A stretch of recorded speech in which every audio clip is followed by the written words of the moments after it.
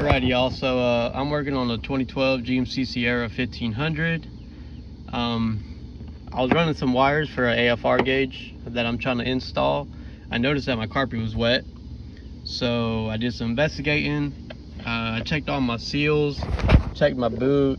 I have a brand new windshield. The windshield's 2 weeks old. It's just been sealed up, so I know that's not the problem. I kept investigating. I did some research online. There's a few people that say somewhere along here the water is able to cross over and come in to the vehicle, which is possible because there is some water here and we had some rain last night. But that wasn't the case for me, actually.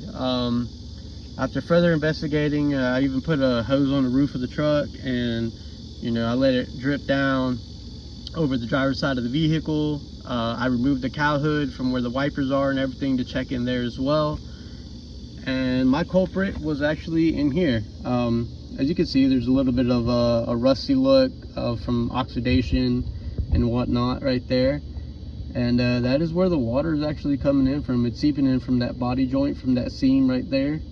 So, a lot of people, they go instantly to the seals and whatnot, and they keep having the issue. I've read on a couple places that the issue keeps pursuing, so you might have the same issue as me.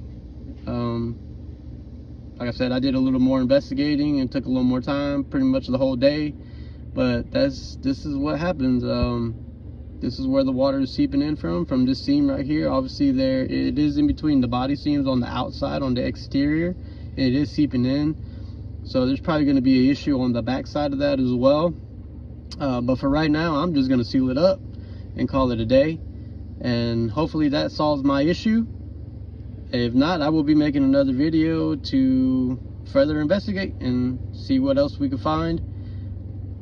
So if you're having the same issue as me with the wet floorboards, this might be your problem as well.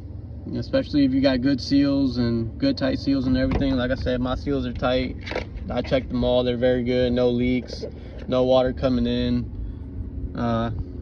Even like I said, I even tested it with the water hose on the roof and everything, and that is where I found my water to seep in from. It puddles up there a little bit in this little top corner, and then it comes down, and obviously it wets the rest of the floor, because anything from there up is dry as far as the underlying mat that goes underneath the carpet, but anything from there down is where my issues come about.